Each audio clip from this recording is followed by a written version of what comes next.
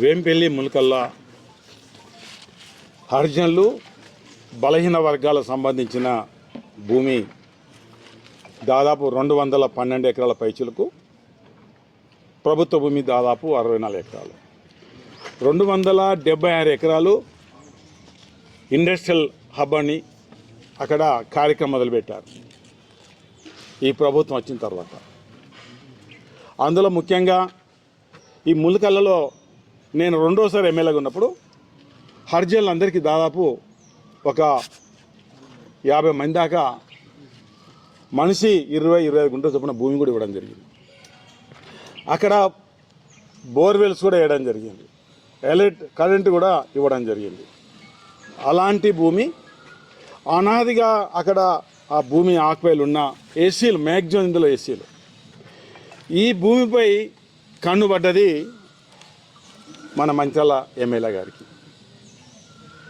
దాన్ని అక్కడ survey number ప్రకారం వాల్యూ 6,75,000 ఉంది. దాని పక్కనే మంచిర్యాల ఒక ఎకరానికి 25 లక్షలు ఉంది. చట్టం ఏం చెప్తుంది, ఏదైతే భూమి ఉందో భూమికి 2 కిలోమీటర్ల అందుబాటులో ఉన్న భూమి హైయెస్ట్ రేట్ ఇవని మనం చట్టం చెప్తుంది. 25 లక్షలు అంటే అది గ్రామానికి సంబంధించినప్పుడు 75 లక్షల ఎకరం అవుతుంది, పట్టణానికి సంబంధించినప్పుడు 50 లక్షలు అవుతుంది. అంటే ఇక్కడ 2 టైమ్స్ అక్కడ 3 టైమ్స్.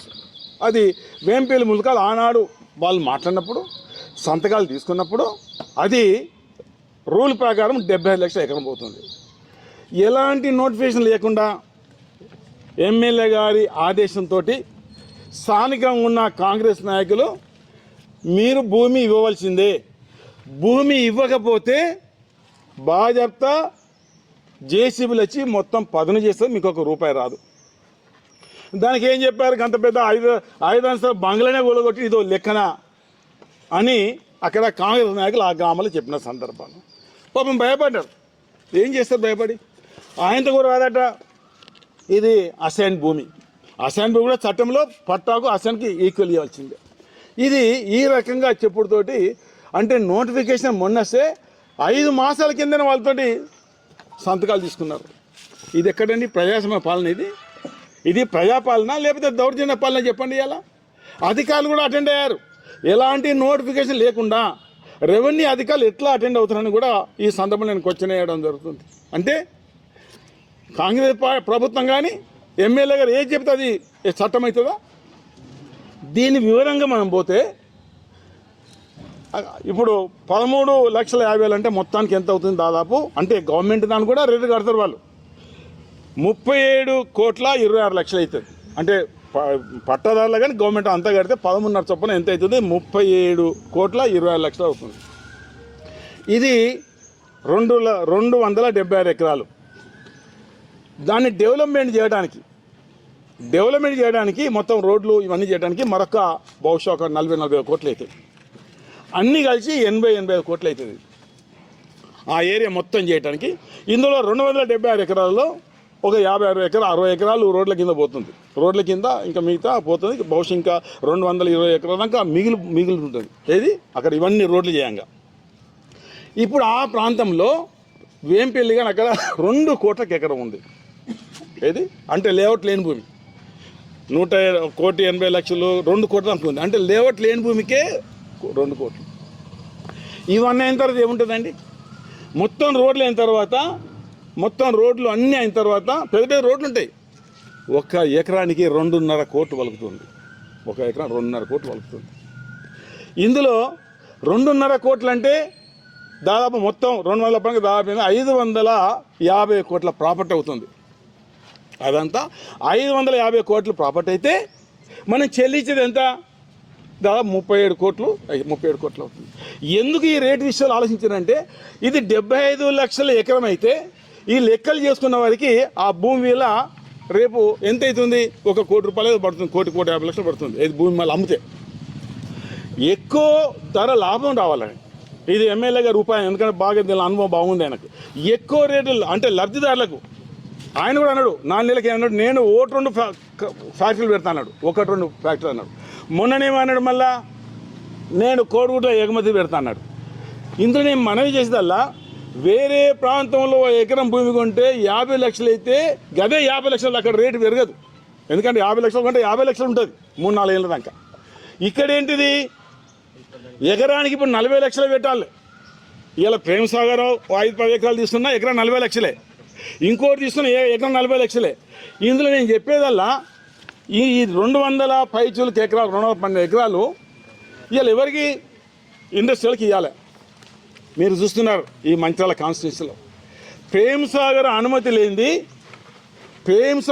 లేనిది ఎక్కడన్నా ఒక వర్క్ కానీ మరొకటి కానీ టెండర్ కానీ ఏదైనా జరుగుతుందో చెప్పండి?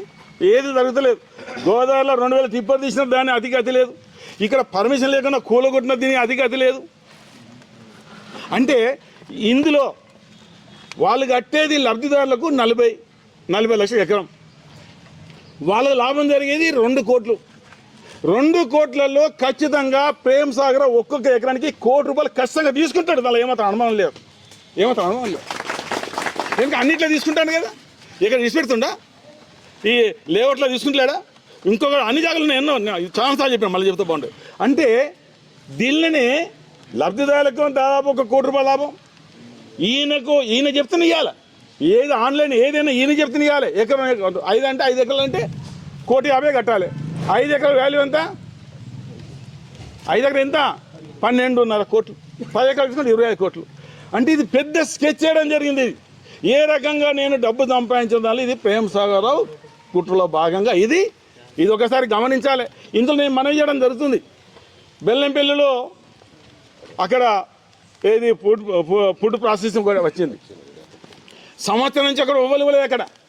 అక్కడ 35 లక్షల ఎకరం, అక్కడ అమ్మితే కూడా 40 లక్షలు పోతుంది. అక్కడ అమ్మితే అక్కడ తీసుకున్నారు కొంతమంది, చాలా కట్టారు 10 లక్షలు. అక్కడ ఒక ఎకరానికి ఏదో 30 లక్షలు పెట్టారు. అక్కడ ఇప్పుడు పరిస్థితుల్లో భూమి అమ్మితే కూడా ఎంత వస్తుంది? అక్కడ 40-50 లక్షలు. సపోజ్ ఆయన తీసుకొని మరొకరికి ఇస్తే ఇదంతా ఏంటిది? తనకు అనుకూలమైన వ్యక్తులకు తను చెప్పిందే వేదం. తను చెప్పినట్టు ఇవాళ జిల్లా యాంత్రంగా ఇవ్వాల్సి వస్తే భూమి ఇంకోరికి ఇవ్వరు. రాసి పెట్టుకోండి. ఇవాళ ఇన్ని టెండర్లు కూడా టెండర్ల నుంచి తీసేస్తున్నారు.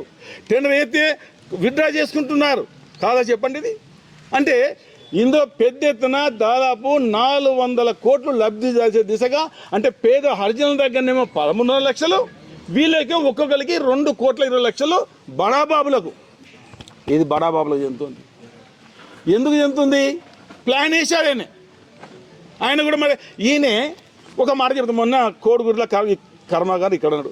మరి బెల్లంపల్లి ఒకనాడు జిల్లా కాలన్నాడుగా ప్రేమ్ సాగర్ గారు. మరి బెల్లంపల్లిలో ఎందుకు పెడతలేడు?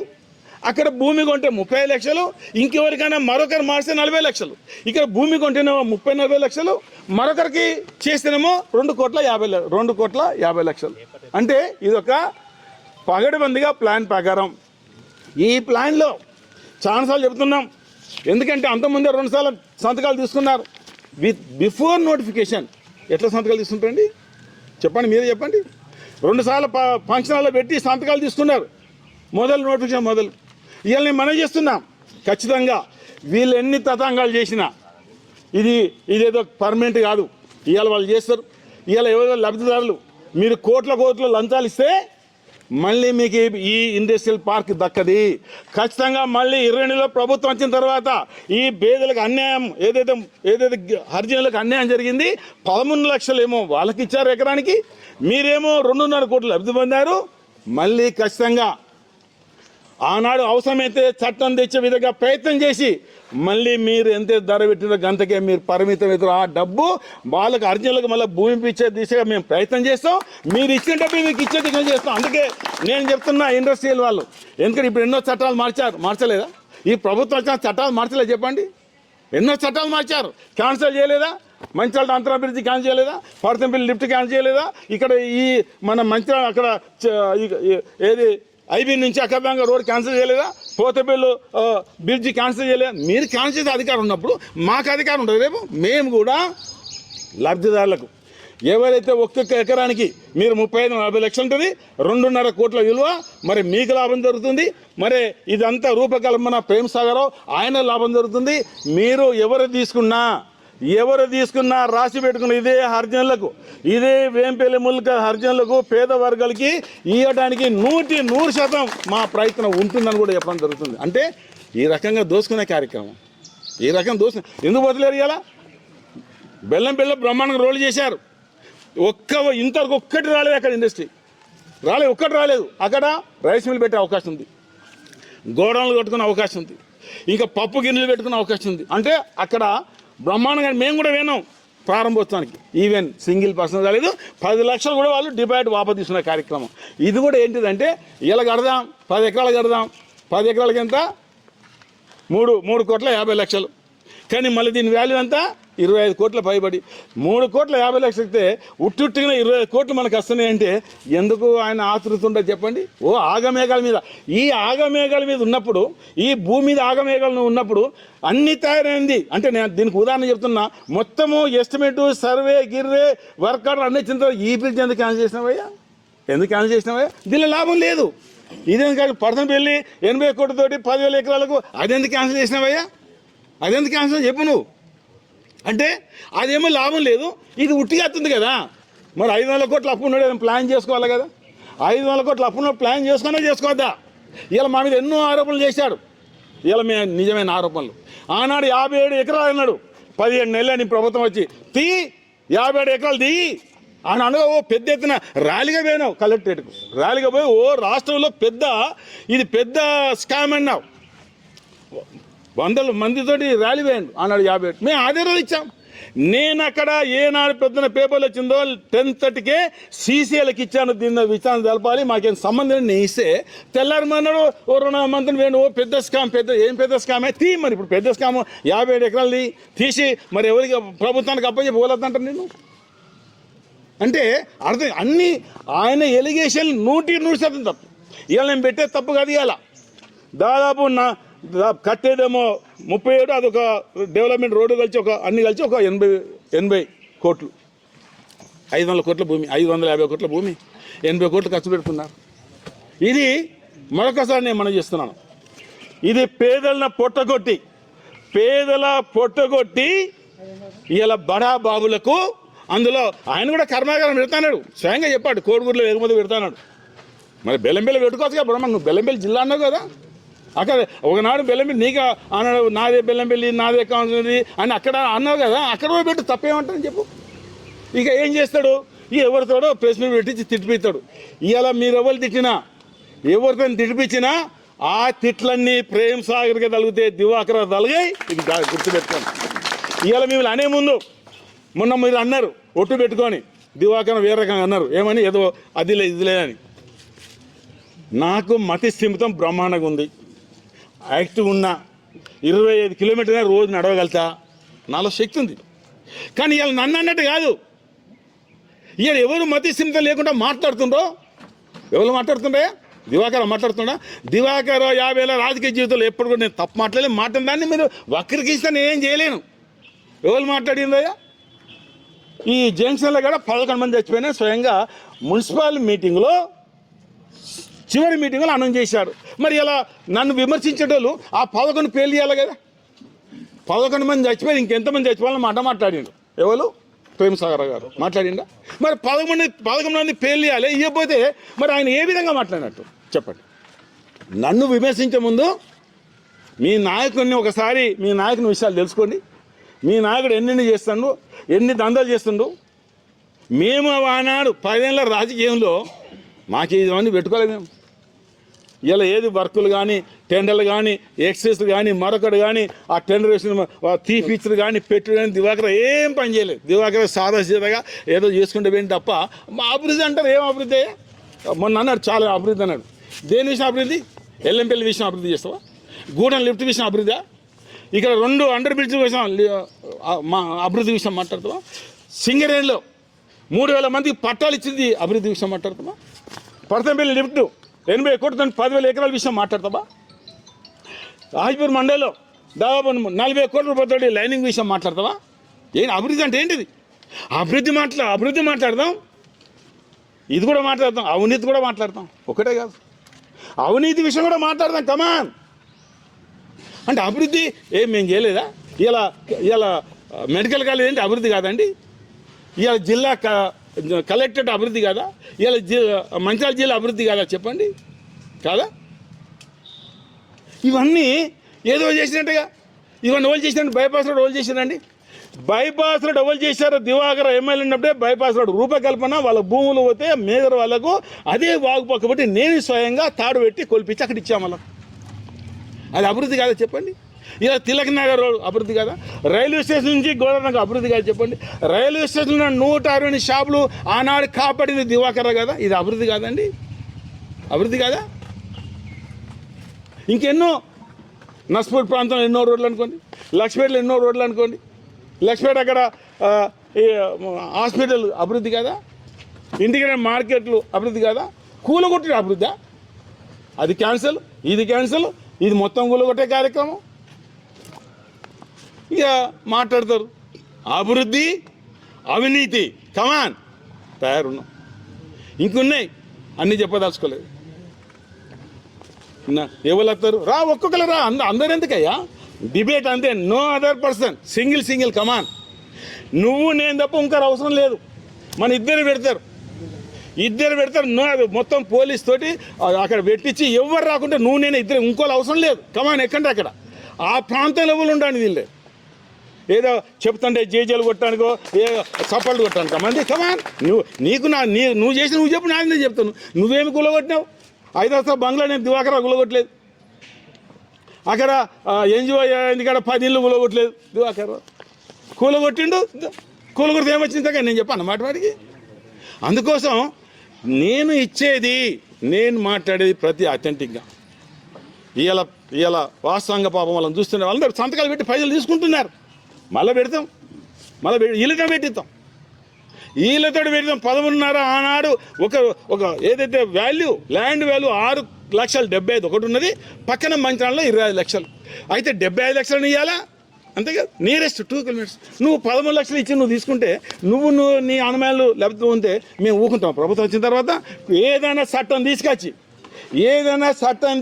ఖచ్చితంగా ఇవాళ ఎంతకైతే వాళ్ళు కొంటారో 35 లక్షలు ఉంటే అదే 35 లక్షలు ఇచ్చేటట్టుగా వాళ్ళకు అవసరమైతే బ్యాంక్ ఇంట్రెస్ట్ తోటి ఇచ్చేటట్టుగా రేపు కొన్న వాళ్ళకు 35 లక్షలు బ్యాంక్ ఇంట్రెస్ట్ కల్పించేటట్టుగా మీరు లంచం ఇచ్చినా, కోర్టు ఇచ్చినా, ఇంకేది ఇచ్చినా ఇది మీకు చెందదు. ఎవరు రేపు ఇండస్ట్రీ ఓలు పెట్టినా చెందదు అని చెప్తున్నా. ఇవాళ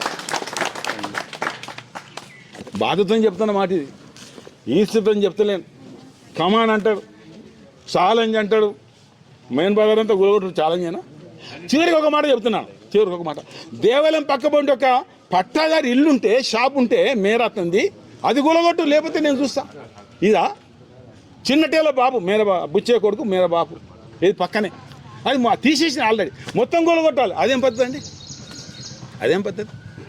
కొంతమంది దరఖాస్తు ఇచ్చారు ములకలు పాపం, ఏది అన్యాయంగా కొంతమంది భూమి చేసిందని. అందులో వాళ్ళ అక్కడ లోకల్ కాంగ్రెస్ వాళ్ళ పాత్ర. ఇదంతా తయారు కావడం ఆగమేఘాల మీద. ఎన్ని మీటింగులు అండి? 3-4 మీటింగులు. నేను ప్రవీణ్ గారు ఎక్కడ పోతుంటే వాళ్ళందరూ ఒక మీటింగ్ పెట్టించు. ఎందుకండి ఇంత ఆధారబాద్? ఎందుకండి? ఇంకా మిగతా పనులు ఉన్నాయి, ఆధారబాద్ చేసే పనులు బాగున్నాయి, ఎందుకు చేయదండి? ఇలా పట్టణపల్లి లిఫ్ట్ చేస్తే 10,000 ఎకరాలు పంట పండుతుండే కదా, 30,000 ఎకరాలు నేను చేసిన, ఇది నేను శాంక్షన్ చేసిన, కొబ్బరిగా కొట్టించిన. అది అయితే 10,000 ఎకరాలు లాభం జరుగుతుండే కదా. అదద్దు దివాకర్ చేసిన అద్దు. అన్ని మరి దివాకర్ చేసిన ఎల్ఎంపీలు కూడా ఏదైనా చేస్తావా? ఏంది ఆ గూడెం లిఫ్ట్ కూడా ఇంకేం చేస్తావా? అంటే ఇది నేను చెప్పేది రేపు మళ్ళీ మాట్లాడుతూ కావచ్చు. దివాకర్ చెప్పింది తప్పనవన్నది మళ్ళీ దీని సంగతి మళ్ళీ తెలుస్తుంది కదా. ఈ అన్నిటి సంగతి ఏవేవి చేసినా అవన్నీ ఉంటాయి. ఎక్కడ ఏది పెట్టాం, ఏదైనా సమయం సందర్భం బట్టి మళ్ళీ భగవంతుని దేవల్ల బీఆర్ఎస్ ప్రభుత్వం అందులో ఖచ్చితంగా ఎట్లా ఇబ్బంది పెట్టినా అట్లా డెఫినెట్గా ఆ భూములో లోకతలు ఇవన్నీ తీసే కార్యక్రమం ఉంటుంది. ఇందులో ఏది కూడా ఎవరు ఎంత హోదా ఉన్నాయో తీసుకున్నా నష్టం జరిగింది. కాబట్టి గదే 13.5 లక్షలకు ఎకరం చొప్పున వాళ్ళకి పైసలు ఇప్పించే చట్టం ఏదైనా ప్రయత్నం చేస్తాం 100%. అందుకే నష్టపోకండి. ఈ ఇండస్ట్రియల్ పార్కులో తీసుకుంటే ఎకరం 2, 5, 10 ఎకరాలు తీసుకుంటే ఇవాళ లాభం దొరుకుతుంది తీసుకుంటే మళ్ళీ మీకు వేరే కాడ పెట్టుకుంటే 4 అంతా పెరుగుతుంది. ఇక్కడ పెట్టుకుంటే బ్యాంకింగ్ తీసుకుని రూపాయి కూడా ఎక్కువ రాదు అని మరొకసారి నేను స్పష్టం చేస్తున్నాను.